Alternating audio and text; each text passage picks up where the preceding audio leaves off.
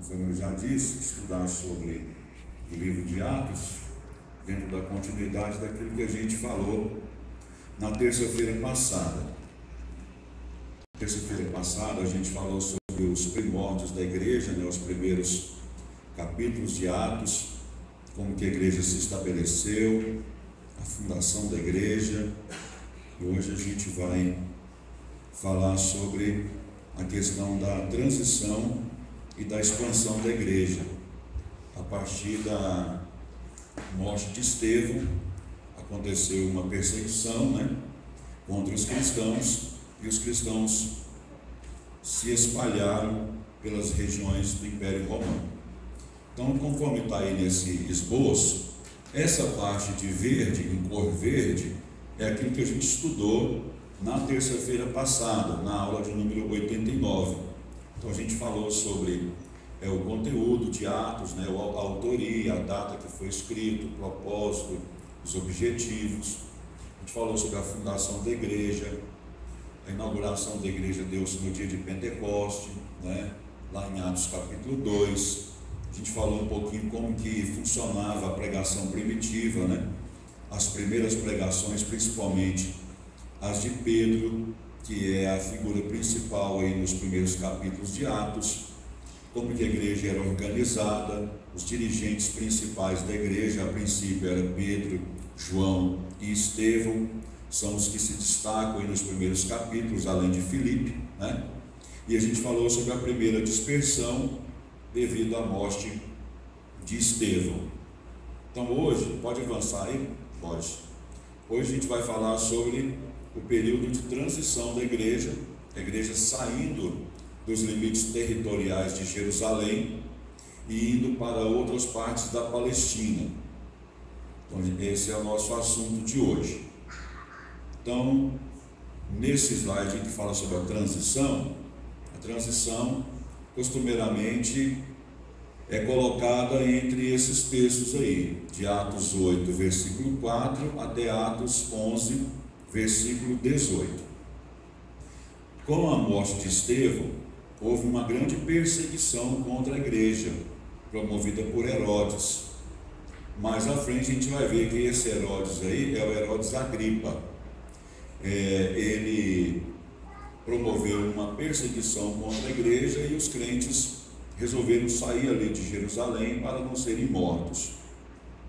Até nesta ocasião, os crentes estavam sendo tolerados, Houveram algumas prisões, alguns interrogatórios, mas a igreja, por estar ganhando a simpatia do povo, por causa dos milagres e das pregações, a igreja contava com essa certa simpatia do povo. Então o poder romano, ali estabelecido na Palestina, na figura de Herodes, tinha um certo receio em, vamos dizer assim, mexer com a igreja, Mas, com o evento de Estevão, naquela discussão lá na sinagoga, em que ele foi morto apedrejado, ali foi uma grande oportunidade que o poder romano achou de promover uma perseguição velada contra os cristãos.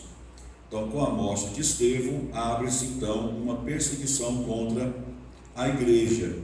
Daí então começa o período de transição, que está no próximo slide, que é a igreja saindo dos limites de Jerusalém e indo para os limites ou as regiões de Samaria.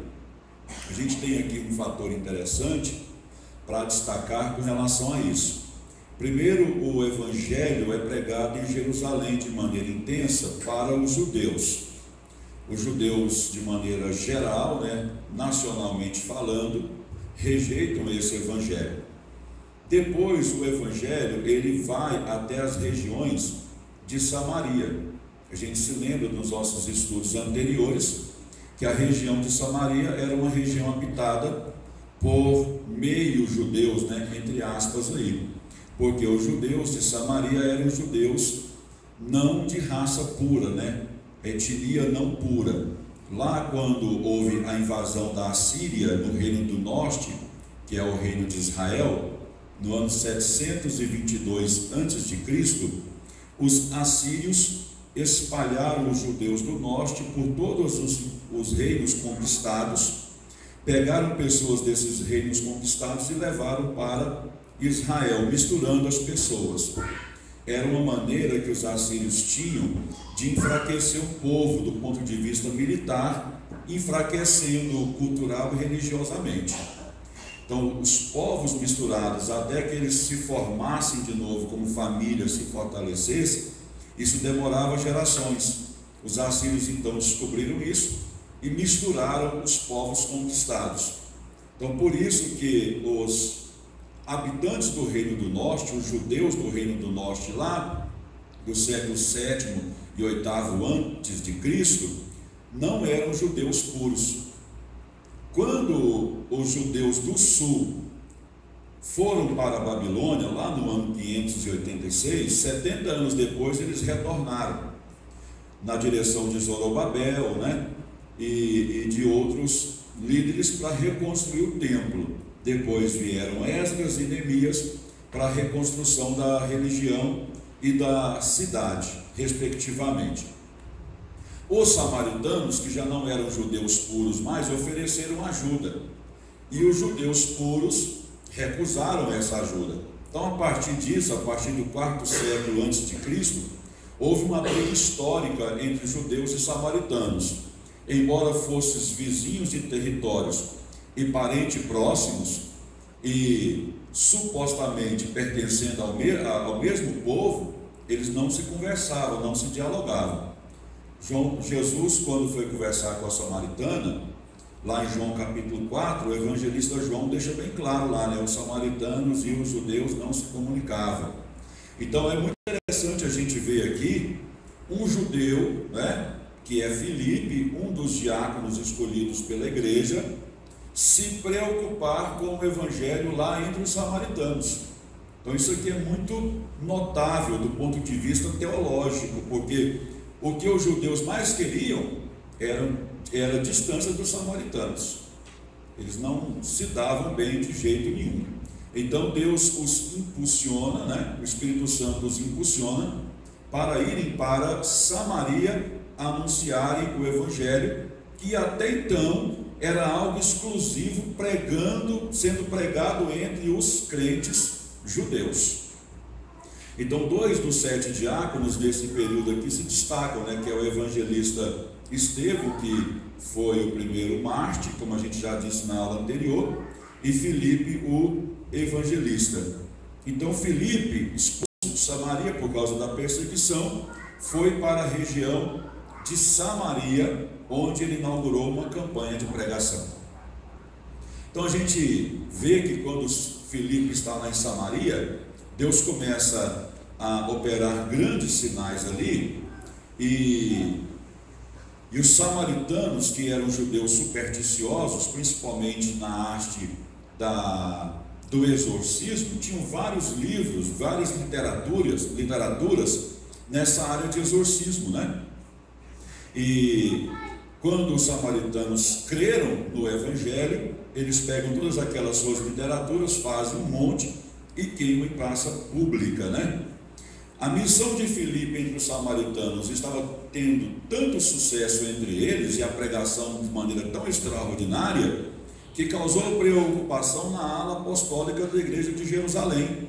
E Pedro e João foram para Samaria inspecionar o trabalho de Filipe, porque isso soou estranho, né, para a igreja de Jerusalém. Como pode os samaritanos estarem recebendo o mesmo que nós recebemos? E Pedro e João foram lá, não somente para ajudar, mas também para inspecionar o trabalho de Filipe. Chegando lá, Deus derrama sobre os samaritanos o mesmo que derramou sobre os judeus de Jerusalém, que foi o Espírito Santo. Então a gente tem aqui, né, entre aspas, um segundo Pentecostes, né? O primeiro lá de Atos capítulo 2, e agora um segundo Pentecostes entre os samaritanos. E a gente vai ter, entre aspas, aí um terceiro Pentecostes, né, entre os gentios, que é lá na casa de Cornélio. Então, aqui a gente vê a obra do Espírito Santo sendo de maneira abrangente, né, avançando para todos os povos, judeus, meio-judeus, que são os samaritanos, e depois os não-judeus, que são os gentios, né? Gentios. Então, a missão de Filipe foi de muito sucesso entre os samaritanos. Voltando dessa missão, o Espírito de Deus fala com Filipe para ele descer para a estrada que vai a Gaza. E Filipe vai, a Bíblia diz que ele foi bem depressa, e no meio do caminho ele encontrou um eunuco, né, etíope. Está aí no próximo slide. Volta aí, moço. Isso. Então, quem era esse eunuco? O eunuco era um funcionário da corte da Etiópia e um prosélito que regressava de uma peregrinação a Jerusalém. Quando vocês ouvirem o termo, ou lerem o termo no Novo Testamento, prosélito, é um não-judeu convertido ou simpatizante do judaísmo, tá? Então, o que o eunuco estava fazendo? Ele estava com a carruagem parada e lendo o texto dos Hebreus, o texto das Escrituras hebraicas, que é o nosso Antigo Testamento.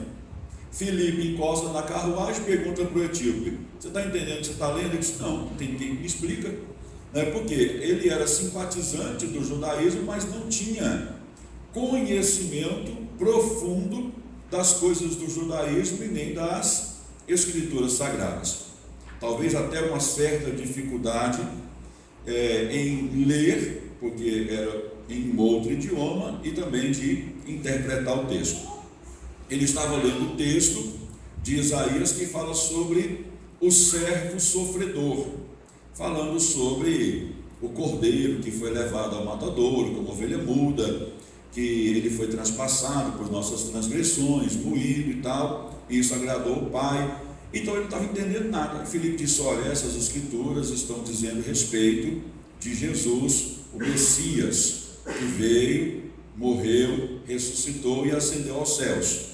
O eunuco creu naquelas palavras de Filipe e pediu que fosse batizado, e assim aconteceu. Bom, então no próximo slide aí tem um mapinha dessas incursões aí de Filipe. Essa primeira aí eu até coloquei em azul para ficar mais fácil para vocês identificarem, de Jerusalém subindo lá para Samaria, né? Onde ele fez todo aquele trabalho evangelístico entre os samaritanos. Esse mapa aí destaca ali perto de Samaria o Monte Gerizim.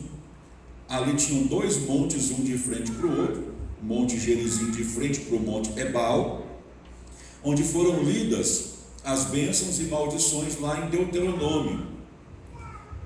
Os samaritanos, quando brigaram com os judeus, escolheram o Monte Gerizim para nele construir ali um templo, e o local sagrado para os samaritanos não era o Monte Sião em Jerusalém, sim o Monte Gerizim, que foi onde foram lidas as bênçãos da lei mosaica.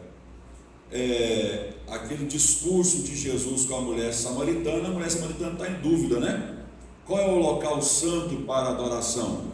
É Jerusalém ou é Gerizim? É esse monte aí. Jesus explica para aquela mulher que Deus não está preocupado com o local em si, mas com a atitude daquela pessoa que o adora. Pode ser em Gerizim, pode ser em Jerusalém. O importante é que adore o Pai em espírito e em verdade. Bom, então essa é a primeira viagem que ele fez, né? De Jerusalém até Samaria.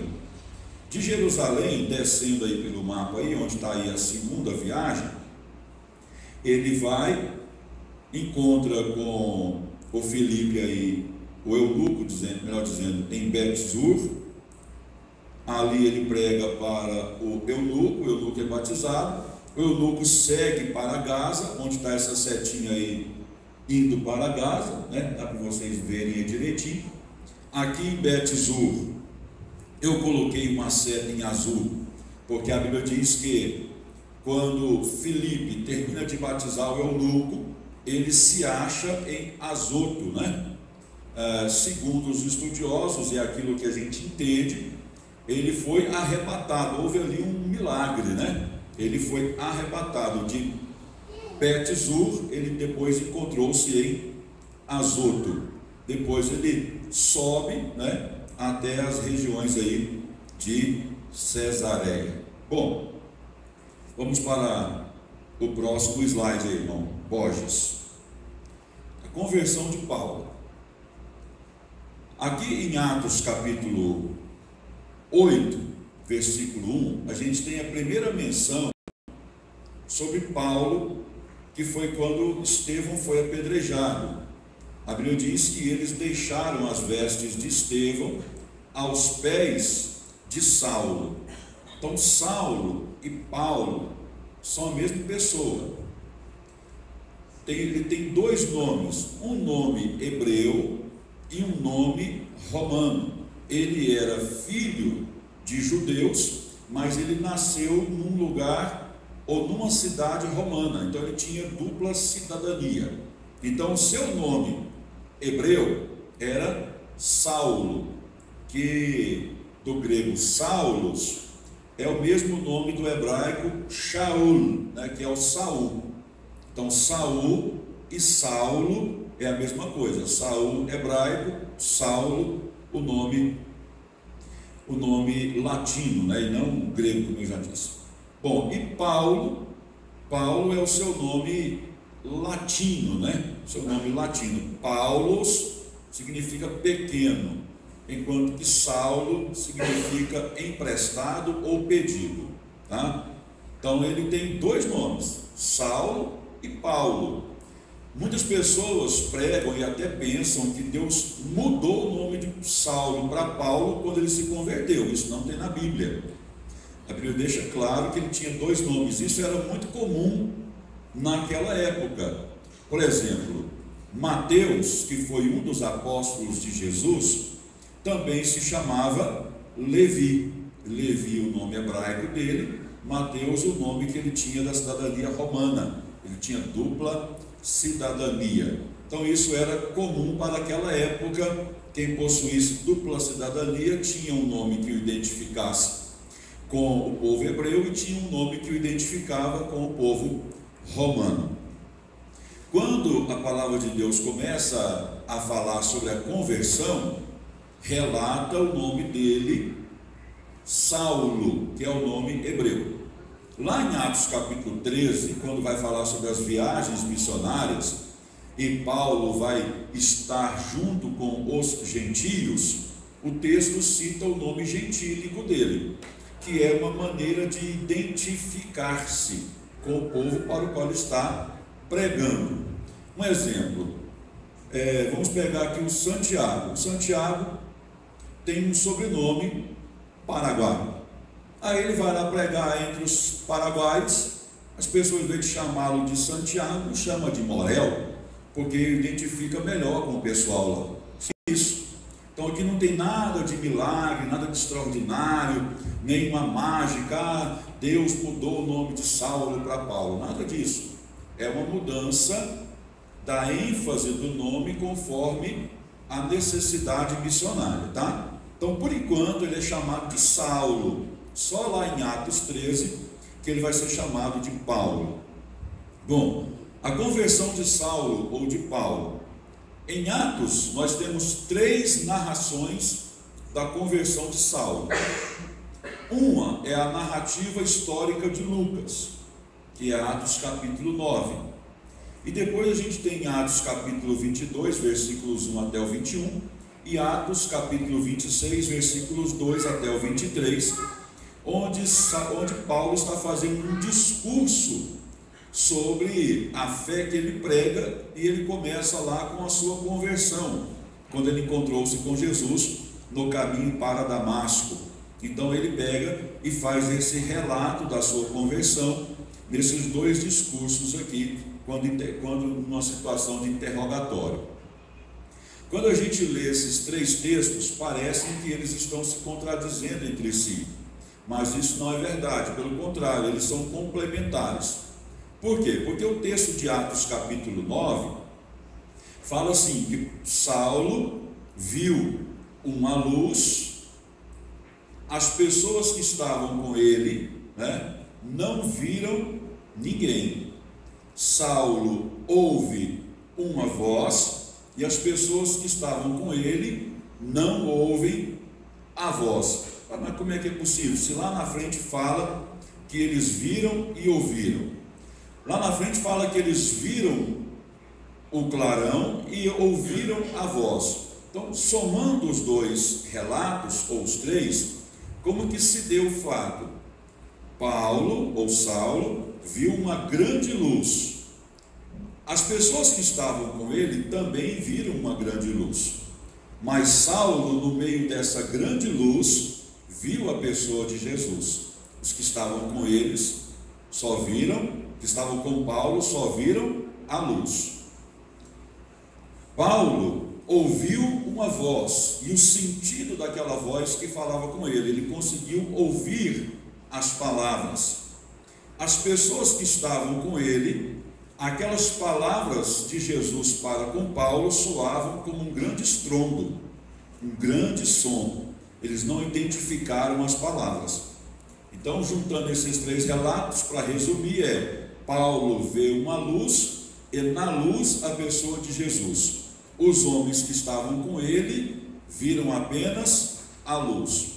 Paulo ouve um som e identifica aquele som conforme as palavras de Jesus. Os homens que estavam com ele apenas escutaram esse grande som, esse grande estrondo. Certo? Todos entenderam? Diga amém. Então tá bom. Então vamos seguir aqui, ó. Paulo, nasceu de uma família hebraica. Nasceu onde? Em Tarso, uma metrópole na Cilícia, situada ao nordeste do mar Mediterrâneo. De Tarso partiu uma estrada ao norte e ao oeste através das portas da Cilícia, que era um desfiladeiro montanhoso. As docas da cidade eram um centro de navegação. A Universidade de Tarso era notável pelos seus cursos de filosofia e medicina, e o templo de Esculápio, deus da medicina, servia de hospital e de clínica aos estudantes de medicina. Então Paulo é chamado Paulo de Tarso. Tarso não é o sobrenome dele, é a identificação de onde ele nasceu. Ele nasceu em Tarso, na Cilícia, tá? Então isso também é comum na Bíblia.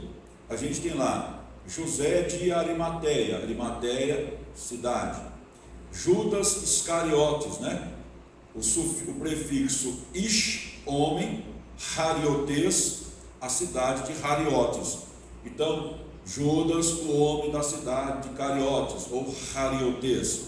Então a gente tem isso todo o tempo no Novo Testamento. Naquela época as pessoas não tinham sobrenome, como hoje temos, né? Magalhães Bastos, Gervásio, Vaz, Barbosa, Morel, Ferreira, Bastos, Ribeiro e por aí vai, né?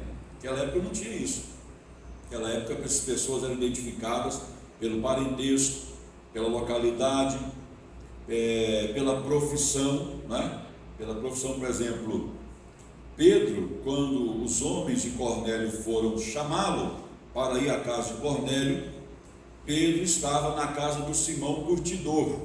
Curtidor não é sobrenome, é a profissão dele, ele curtia pele. Temos João Batista, Batista não é sobrenome, é o ofício de batizar. Então João, o batizador, ou aquele que batiza, por aí vai, tá? Então veja bem, a cidade que Paulo nasceu era uma cidade famosa, a cidade de Tarso, na Cilícia. Por quê? Porque lá funcionava um grande curso na área de filosofia e medicina. Em Tarso tinha o templo de Esculápio, o deus da medicina. Então nesse próximo slide aí a gente tem um mapa que localiza aí a cidade de Tarso, né? Que fica aí entre as duas Antioquia, Antioquia da Síria, essa de baixo, e a de cima, Antioquia da Psídia. Fica próximo também à região de Derbe, Perge, Chipre, por aí vai, né? Bem distante aí de Jerusalém, que está aí embaixo no mapa. Nesse próximo slide, temos aí a estátua do deus Esculápio, né? O deus da medicina, deus grego da medicina. Ele tem um bordão e sobe nesse bordão uma serpente. Então, o bordão de Esculápio é um bordão com uma serpente. Por ele ser o deus da medicina, o curso de medicina tem como símbolo o bordão de Esculápio, que é o deus da medicina, conforme vocês podem ver aí nesta figura do lado esquerdo. Na figura do lado esquerdo é o símbolo da medicina, né? É um bordão com asas para representar a divindade de Esculápio e entre o bordão duas serpentes. Do lado direito é o bordão original, né? Só com um bordãozinho e uma serpente. O símbolo da medicina deu uma modificada um pouquinho nesse símbolo original, mas é uma alusão a Esculápio, o deus da medicina. Ele também é chamado de Asclepion, viu? Esculápio ou Asclepion. Nesse outro slide aí a gente tem uma ilustração de como que era a cidade de Tarso, naquela região onde havia o centro de medicina e de filosofia, né? Essa grande faculdade. Então, nesse primeiro desenho aí, do lado esquerdo aqui em cima, essa coisa bem comprida aí, esse abaton aí, segundo a lenda grega, várias pessoas, várias crianças doentes foram acomodadas nessas enfermarias e o Asclepion, ou Esculápio, o deus da medicina, curou a todas elas. Então, esse centro de enfermagem aí bem grande ficava bem próximo, bem do lado do templo de Esculápio, ou Asclepio. É esse aí, ó, que está mais ou menos no meio ali, tá? Tem uma setinha indicando lá templo de Asclepion. Então, vocês podem perceber por essa ilustração que a cidade de Tarso era uma cidade bem famosa, né, por essa arquitetura. Tinha até um estádio bem próximo aí ao templo de Asclepion e também próximo à faculdade de filosofia e medicina de Tarso. Então, com certeza, esse ambiente cultural avançado influenciou aquele jovem chamado Saulo, que se interessou pelos estudos desde cedo.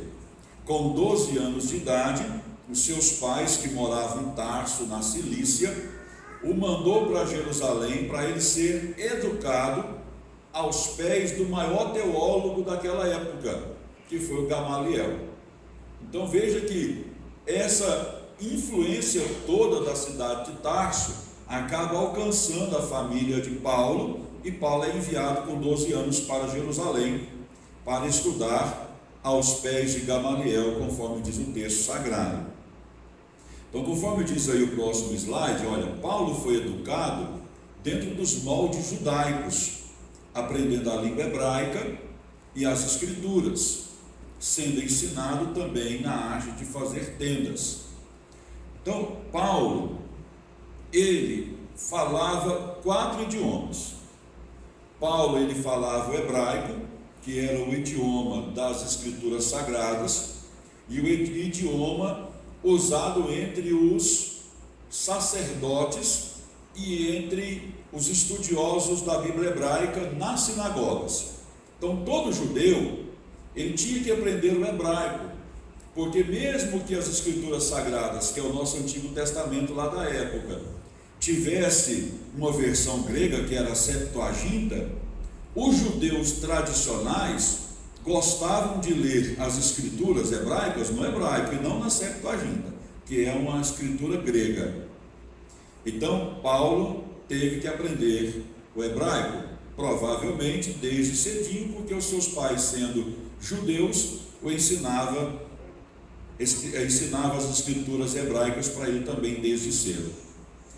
Paulo também falava o aramaico. O aramaico era a língua popular dos judeus. Então, os judeus falavam 2 idiomas: o idioma popular, que é o aramaico, e falava o idioma religioso, que era o hebraico.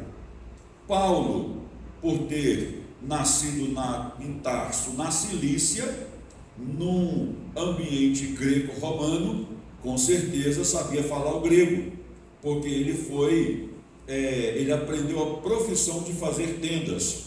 Quando a pessoa era comerciante, tinha que saber o grego, porque toda a língua comercial era grego. Ele também falava o latim. Por ser um cidadão romano, ele tinha que saber a língua oficial de Roma, que era o latim. Então, no mínimo, nosso irmão Paulo falava 4 idiomas: aramaico, hebraico, grego e latim. Alguém pode pensar assim, mas é muita coisa para um homem só. Veja bem, aqui na igreja nós temos o Carlos Morel, que foi criado ali nas imediações entre o Brasil, o Paraguai e tribo indígena. Então ele fala 3 idiomas, ele fala o espanhol, fala o tupi-guarani e fala o português, e não faz força nenhuma, porque desde criancinha ele aprendeu a viver nesses 3 ambientes: o ambiente da língua espanhola, o ambiente da língua portuguesa e o ambiente da língua tupi-guarani, que é a língua indígena.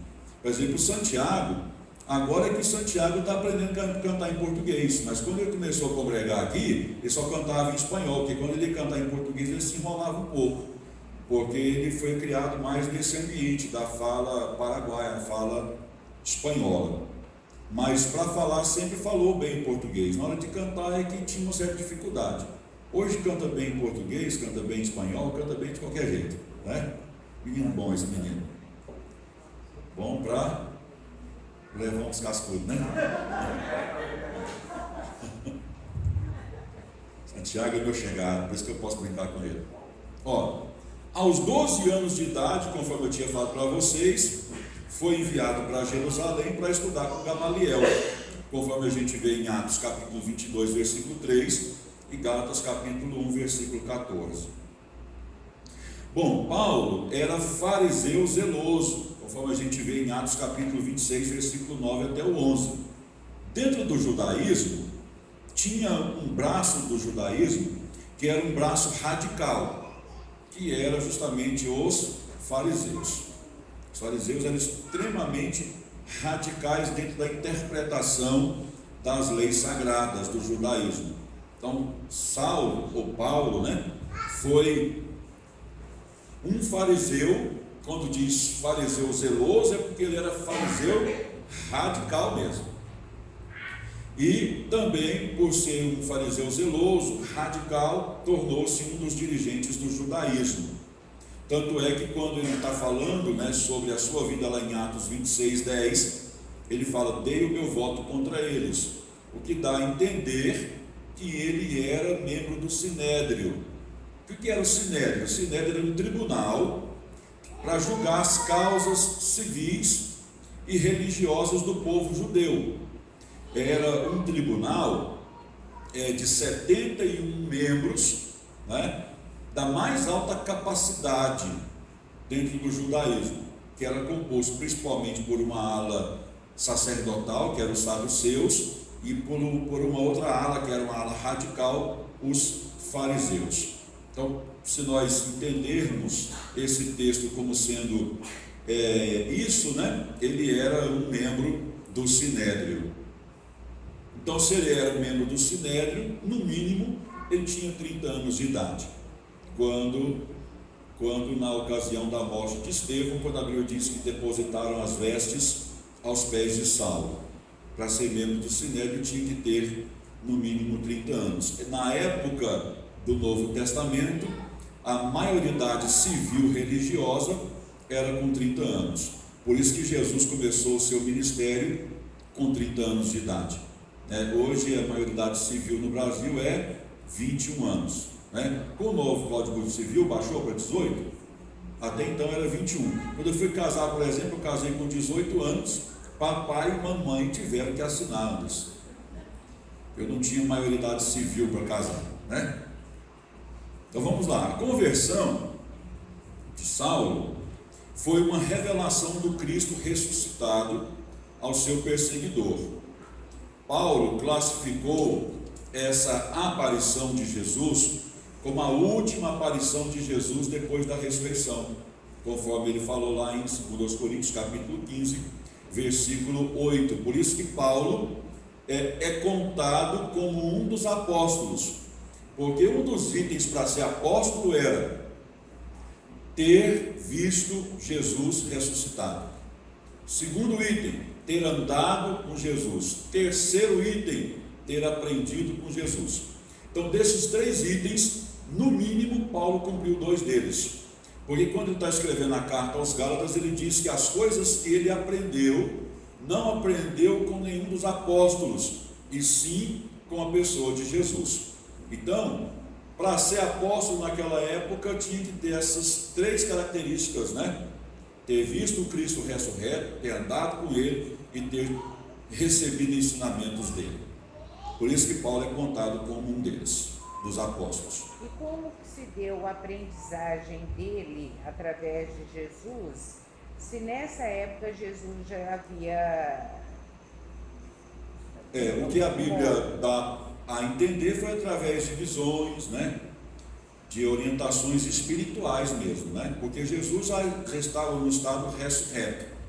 Então a Bíblia não entra nos seus detalhes, mas o que dá de entender é nesse sentido, tá? Certo. Então, olha, deu-se num lugar perto de Damasco. Então a conversão de Saulo não foi em Damasco, mas indo para Damasco, acompanhada por uma luz mais brilhante do que o sol do meio-dia. Uma voz audível falou a Paulo, voz que fora ouvida pelos homens que o acompanhavam, embora não tivesse entendido o que foi dito. Paulo sofreu efeitos físicos que foram observados por aqueles que o acompanhavam. Então esse aqui é o resumo daquilo que eu tinha explicado antes. Qual foi o principal efeito físico que Paulo sofreu quando Jesus lhe apareceu? Paulo ficou sem enxergar, e ele foi para a casa de um homem chamado Ananias. Foi que visitou ele. Deu um branco agora na minha cabeça. Foi para a casa de um certo homem. Daqui a pouco eu lembro o nome dele, ele tem nome.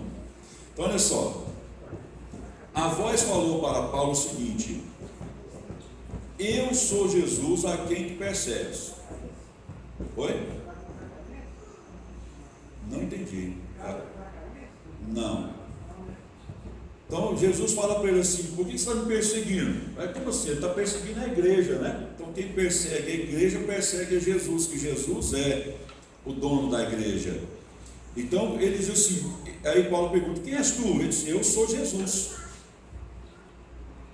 Aí Paulo, com certeza, naquela hora ele lembrou da experiência que ele teve com Estevão, né? Porque Estevão disse que estava vendo os céus abertos, Jesus em pé à destra de Deus, rogou a Deus que não imputasse os pecados daquelas pessoas, que não os tomasse, né? Que os tomasse por inocentes, porque não sabiam o que faziam. Então, com certeza, Paulo se lembrou desse entreveiro aí. Bom, nessa ilustração aí, a gente tem uma ilustração interessante, né? Paulo vendo a luz e caindo. Do lado dele tem um cavalo. A Bíblia não diz em momento nenhum que Paulo caiu do cavalo. Tem um provérbio aí que fala que Paulo caiu do cavalo, né? Ananias. Judas. Ananias foi quem visitou Paulo na casa de Judas, que Paulo ficou. Isso. Então olha só, Paulo está no chão. A Bíblia diz que ele caiu por terra, mas a Bíblia diz que ele não caiu do cavalo, tá? Se ele estava no cavalo, numa liteira, não sei, mas a Bíblia não diz que ele caiu do cavalo. Isso não tem na Bíblia. A Bíblia diz que ele caiu em terra, caiu por terra. Então é perigoso a gente colocar palavras que a Bíblia não tem, né? Então não coloque palavras ou não cite aquilo que a Bíblia não cita. Então Paulo caiu por terra, não caiu do cavalo. Se ele estava no cavalo, a Bíblia omite essa informação, mas diz que ele caiu por terra, tá? Não é um processo, eles estavam todos a cavalo. A Bíblia não diz. Não diz. Não. Que ele ia a serviço, né? Pode ser que ele estava, ou os que estavam com ele estavam em liteiras. Ele desceu da liteira e na hora da visão ele caiu por terra. Então, que eles estavam viajando possivelmente a cavalo ou em liteiras, tranquilo, porque isso era a normalidade. Agora, a Bíblia não dá essa informação, que Paulo caiu do cavalo, diz que ele caiu por terra. Por isso que eu disse que ele não pode dizer que ele caiu do cavalo, porque a Bíblia não dá essa informação, ele caiu por terra, né? Então essa outra ilustração é Paulo lá na casa de Judas, né? Porque ele ficou desorientado e perguntou para Jesus: o que eu faço? Vai lá para a casa de Judas, lá na rua direita, né? Chamada direita, e eu vou mandar alguém lá te visitar. Aí o Senhor fala com Ananias: ó, lá na casa de Judas, na rua chamada direita, tem lá Saulo. Ele é para mim um vaso escolhido, ele está sem enxergar e desorientado, vai lá visitar ele. Mas como assim, Senhor? Eu tenho ouvido falar desse homem, ele está perseguindo a igreja, levando os cristãos presos, ele é muito perigoso, Senhor. Ele é para mim um vaso escolhido. Vai, ele pegou e foi. Eu acho interessante que quando ele chega na casa de Judas, Ananias cumprimenta Paulo assim, né? Irmão Saulo. Interessante, né? Então toda aquela visão, toda aquela preparação espiritual quebrou o coração tanto de Saulo quanto de Ananias, né? Ananias chega e o cumprimenta como irmão Saulo. Fala ali algumas palavras para Saulo, ora por ele, e Saulo volta a enxergar. Bom, então vamos avançar aí um pouco mais, que o horário já está acabando. Meu Deus do céu, como essas horas passam depressa. Eu ainda preciso falar ainda mais uns 4 slides aqui. Bom, então Paulo ficou cheio do Espírito para a sua nova tarefa, né? Paulo estava tão empolgado com aquela visão, com aquelas palavras, que ele começou imediatamente o seu ministério em Damasco. E Gálatas diz que ele visitou a Arábia por esse tempo. Ele fê-lo provavelmente entre o seu testemunho inicial nas sinagogas e a sua partida final de Damasco. Então veja bem, um homem que estava perseguindo a igreja, prendendo cristãos, agora de repente começa a entrar nas sinagogas de Damasco e dizer: olha, Jesus é o Cristo. Confundiu todo mundo ficou confuso. A igreja ficou confusa, os judeus ficaram confusos, os estrangeiros ficaram confusos, todo mundo ficou confuso, né? Então a nova fé de Paulo levou a um conflito com seus colegas judeus em Damasco. Isso era mais do que certo, né? E para sua segurança, para não ser morto, porque os judeus de Damasco queriam matá-lo, as pessoas avisaram a Paulo: Paulo, foge, que os judeus vão te matar. Paulo então fugiu da cidade. Então em Jerusalém ele foi visto com desconfiança pelos discípulos. Os discípulos não quiseram recebê-lo, até que ele foi apadrinhado por Barnabé. Barnabé o levou para ele ser recebido pelos apóstolos. Então ele manteve um programa de pregação entre os judeus helenistas. Quem são os judeus helenistas? Os judeus que adotaram o estilo grego de viver, tá? Foi grande o seu sucesso, e tão violenta foi a reação contra ele, que a igreja o enviou para Tarso. Então lá em Jerusalém, os judeus também encrencaram com ele, ele foi para Tarso, onde em Tarso a oposição contra Paulo era menor. Que embora houvesse colônia judaica em Tarso, a quantidade de judeus lá era menor do que em Jerusalém, é claro, porque Jerusalém era a capital da Palestina naquela época. Paulo era o escolhido de Deus como apóstolo aos gentios. A sua conversão foi parte da transição da igreja judaico-cêntrica de Jerusalém para a igreja gentílica no mundo romano. Então, a partir de Paulo, aqui a gente vai ver que as portas da igreja vão se abrir de fato para os gentios.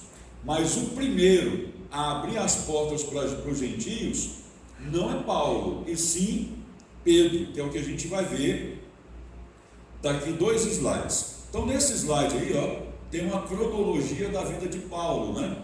Então o nascimento de Paulo em Tarso, o seu estudo em Jerusalém lá pelo ano 20, lá no ano 34 ele se converte, ano 37 tem as primeiras pregações, do ano 37 até o 45 ele fica um tempo refugiado em Tarso.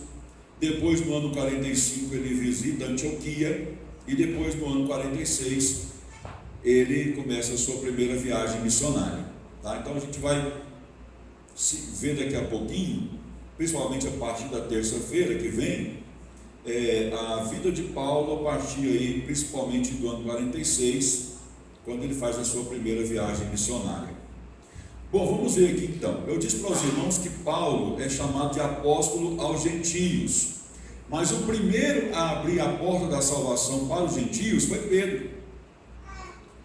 Pedro já estava com o coração já bem mole, mas nem tanto, porque ele já tinha ido lá em Samaria, pregado para samaritano, orado para samaritano, já viu o que Deus tinha feito lá entre os samaritanos, então aquilo já era um grande avanço, porque judeu com samaritano não se dava bem.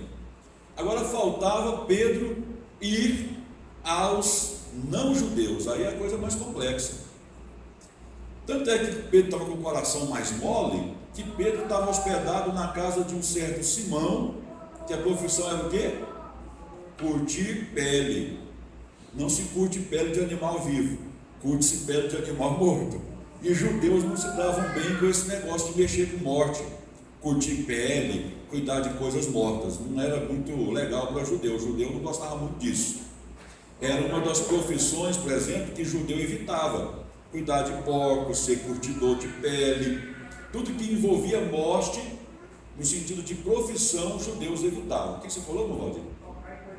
Tocar em coisa morta, essas coisas que os judeus evitavam. E é interessante que eles matavam tantos animais, sacrificavam tantos animais, oferecendo para Deus, né? Mas aí já é uma outra perspectiva, né?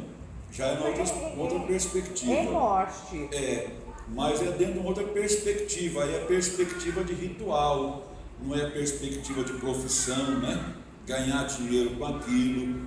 Então os judeus, eles não gostavam muito dessas profissões aí. Pedro estava lá na casa de Simão Curtidor, Cornélio estava em casa orando, ele teve uma visão, um anjo disse: olha, vai lá e chama Pedro, que está hospedado na casa de Simão Curtidor, chama ele que ele vai te dizer o que você precisa fazer. Bom, então Pedro está lá de boa, tranquilo, descansando lá na parte de cima da casa. De repente ele tem uma visão, um lençol desce, e nesse lençol está cheio de animais que, dentro da perspectiva do regime alimentar dos judeus, era proibido. Tinha répteis ali e vários animais considerados imundos. Aí a voz diz: Pedro, mata e come. Esse negativo, eu não como isso. Segunda vez, e a segunda vez a voz fala: Pedro, mata e come. Negativo, não como. Na terceira vez o lençol desce, Pedro vê os animais e a voz diz: Pedro, mata e come. Não vou comer isso não como essas coisas. Aí a voz diz: não fale que é imundo aquilo que Deus purificou. O Espírito Santo comunicou a Pedro na mesma hora, ele estava refletindo, melhor dizendo, sobre aquela visão, quando chegaram os enviados de Cornélio. Aí os enviados de Cornélio disseram: olha, Cornélio nos enviou aqui para que você vá até a casa dele para dizer-lhe algumas palavras. Aí Pedro entendeu que o que Deus queria fazer era comunicar-se também com os gentios através da pessoa dele. No outro dia eles vão à casa de Cornélio. Pedro, quando chega na casa de Cornélio, ele é muito educado, não. Ele chega e diz: olha, vocês bem sabem que por nossa lei não é lícito a um judeu entrar na casa de um gentio, mas só estou aqui na sua casa porque fui convencido por uma visão. Olha só como é que começou o diálogo. O que está acontecendo aí, Cornélio? Cornélio contou toda a história: eu estava orando, tive uma visão, um anjo me disse para te chamar, porque você me diria algumas palavras, me orientaria o que fazer. E aí Pedro então começa a pregar a Cornélio e toda a sua casa.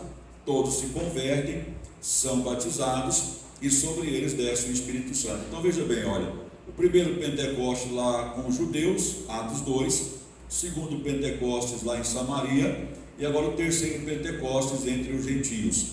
Então Deus foi dando como confirmação da salvação o derramamento do Espírito entre judeus, meio judeus que são samaritanos, e agora os gentios, né? Então a direção de Deus conduzindo Pedro à casa de Cornélio é importante por dois motivos. Primeiro, indicava que a salvação não era apenas para judeus, A conversão de Cornélio foi a abertura aos gentios ao cristianismo. Bom, veja bem, Pedro teve um probleminha. Pode passar 2 slides aí, Mateus, põe aí o sermão de Pedro. Pedro teve um problema depois dessa pregação. Ele foi chamado pelos judeus, pelos apóstolos, para saber por que ele foi à casa de Cornélio. Ele explicou todo o motivo, que teve uma visão, explicou direitinho e falou: olha, Deus derramou sobre eles o Espírito Santo, assim como derramou sobre nós, e se Deus quis fazer isso, quem sou eu para impedir?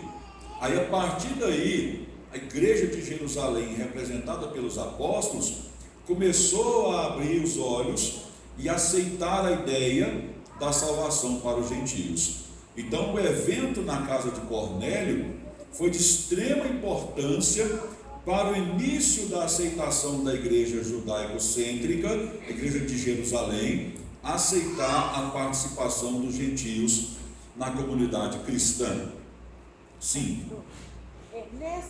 Nesse período da casa de Cornélio, Pedro ainda não tinha saído para fazer a pregação aos gentios, ainda se deu em Jerusalém. Ele tinha ido, ele foi em Jerusalém, depois tinha ido lá entre os samaritanos. Os samaritanos, eles não eram considerados gentios, mas meio judeus. Não eram nem judeus, nem gentios, era meio termo, né? Entre os gentios foi a primeira vez, né? Então, mas esse fato se dá em Jerusalém mesmo? Em Cesareia. Em Cesareia. Cornélio, ele era o chefe de uma centúria, né, da guarda romana em Cesareia. Certo. Em Cesareia. Bom, então, o sermão de Pedro na casa de Cornélio é um excelente exemplo de pregação na idade apostólica, né? É um sumário histórico da vida de Cristo, com ênfase na sua morte, ressurreição e vinda. Esse é o resumo da pregação de Pedro na casa de Cornélio. Só que aqui na casa de Cornélio, Pedro acrescenta uma novidade com relação às suas pregações anteriores, que está em Atos capítulo 10, versículo 43, quando ele fala sobre a universalidade da salvação, ou seja, a salvação não somente a judeus, mas a todas as pessoas. Quando ele diz: os profetas dão testemunho de que por meio do seu nome, todo que nele crê recebe remissão de pecados. Então, até esse tempo, Pedro pregava aos judeus. Aqui Pedro adaptou a mensagem a um auditório que não possui a herança do pacto e da lei, e disse que era dirigida a todo o que crê. Que até então a pregação de Pedro dizia aos israelitas, aos judeus. Aqui, quando ele está pregando a gentios, ele fala a todo que crê, e cita passagens proféticas, principalmente as passagens de Amós, que fala sobre isso. Bom, o período da transição foi marcado por mudança geográfica e étnica, porque até então, até Atos capítulo 8, por aí, o evangelho concentra-se em Jerusalém.